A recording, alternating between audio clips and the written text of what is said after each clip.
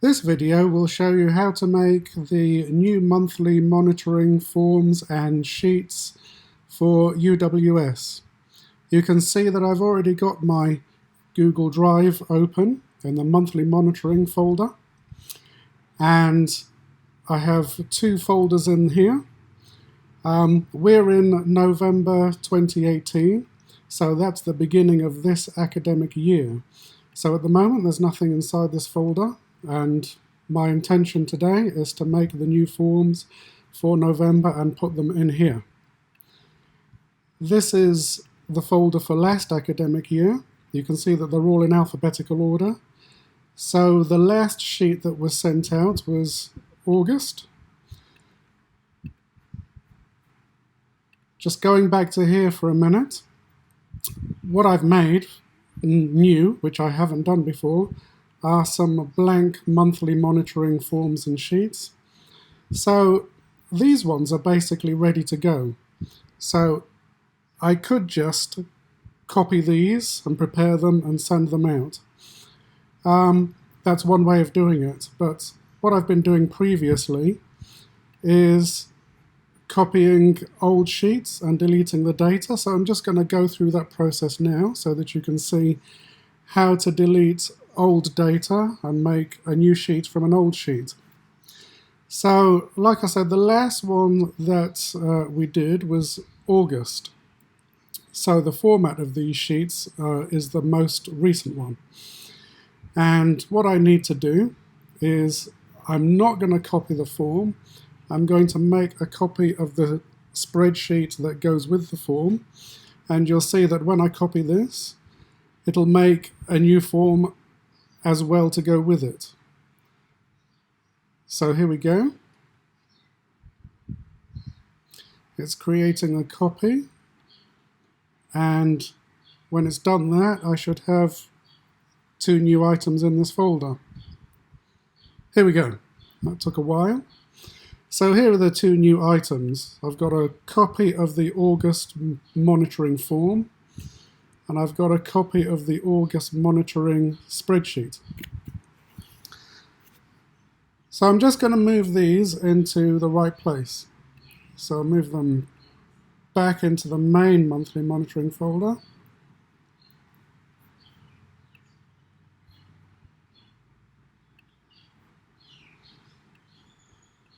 And now I'm going to move them into the new folder that I've made for this academic year.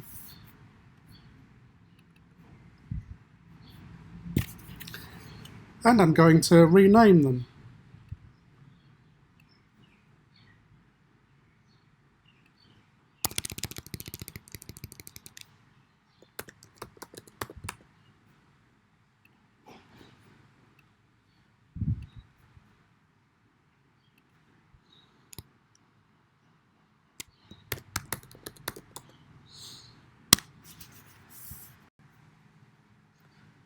Okay, now that I've renamed both of those items, I can open them up and check that everything is fine inside each one. So I've opened up the form first, and I'm going to change the title of the form to the correct month. And normally that's all I need to do.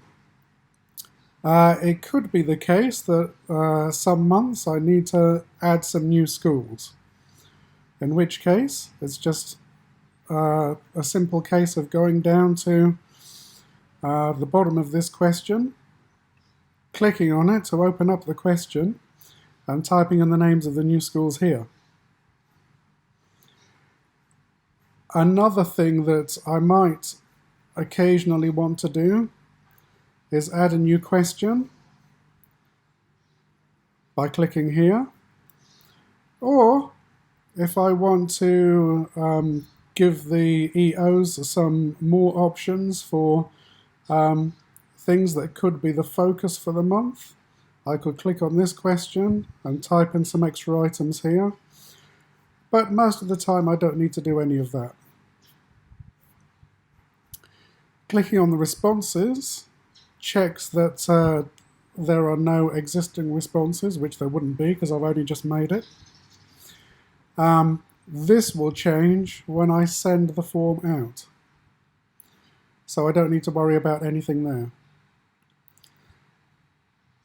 Okay, opening up the attached spreadsheet, there's already a lot of information from August in there. And I need to delete all the existing data that people have put in. I'll just wait for it to load. It's done that.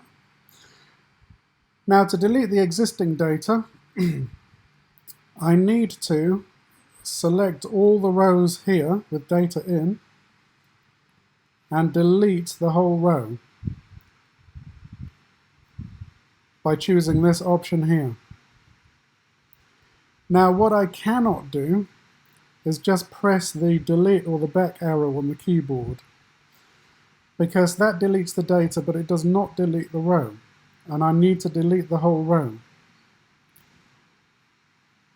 If I just press the back arrow and deleted the data without deleting the row, then when new data from the form responses comes in, it will insert that data after the rows that have not been used. So the data will go in much further down, and I will get lots of blank rows before the data is in the spreadsheet. So to prevent that from happening, I need to delete the whole row. The Google Sheets app does not insert information from Google Forms in rows that have already been used. So that's why the whole row needs to be deleted. Okay, that sheet is ready. I'm going to go on to the calculation sheet. In here, I need to write the date for this month, which is today's date, which is the 14th of the 11th.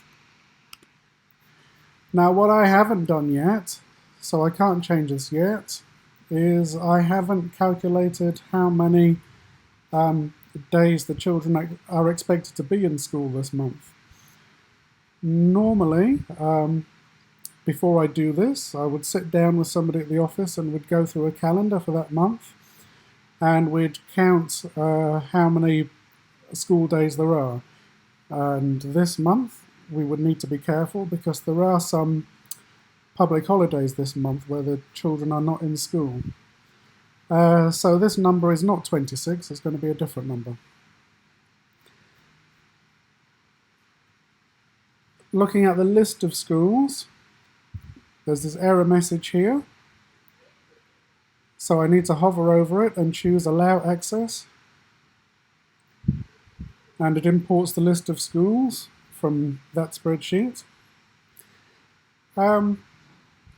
Imports from staff schedule is only something that's relevant to Cambodia because we're the only ones that keep a staff schedule. So Nepal and Myanmar would not have to go through this step.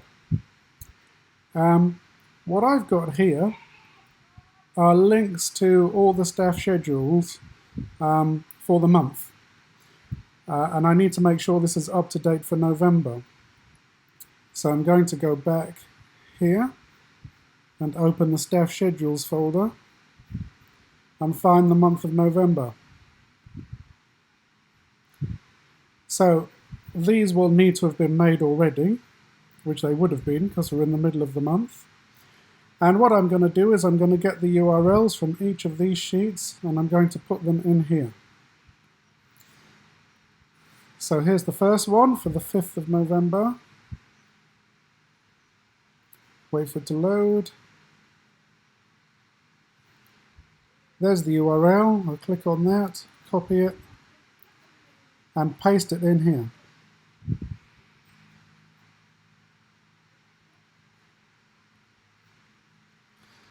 I don't need that open anymore. I'll get the next sheet. Wait for it to load. Okay, here's the next URL. I'll paste that in there.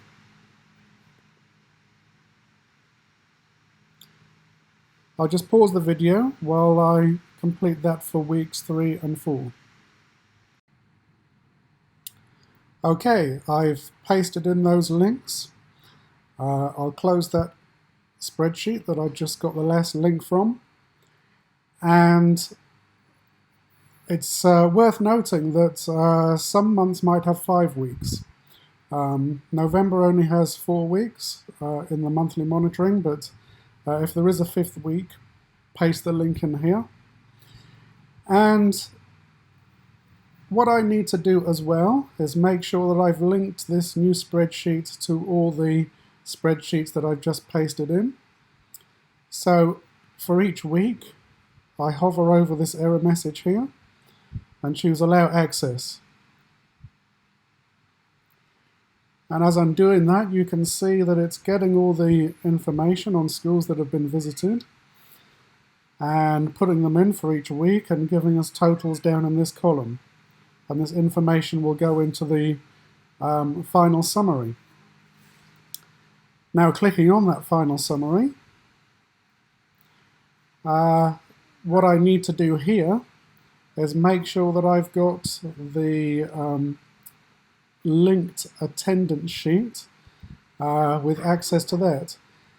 Now, this is a new academic year, so this link that's in here is actually for the last year, and I've got a new attendance metadata sheet with a different URL for this year. So I need to find that sheet and I need to paste it in that cell. And that sheet is here. Now, this is not something that you would have to do normally. It's only something that is relevant at the end of, or at the beginning of a new academic year. So there's that URL. You can see this this sheet doesn't have any data in yet because it's right at the beginning of the year, and this data won't start coming in until the end of November. But I'll copy that and paste that URL in there.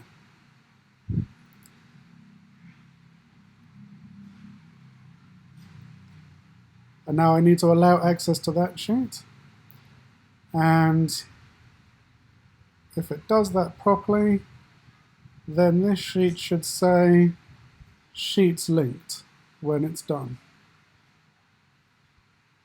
There we go. That Sheets Linked, by the way, is just that cell there.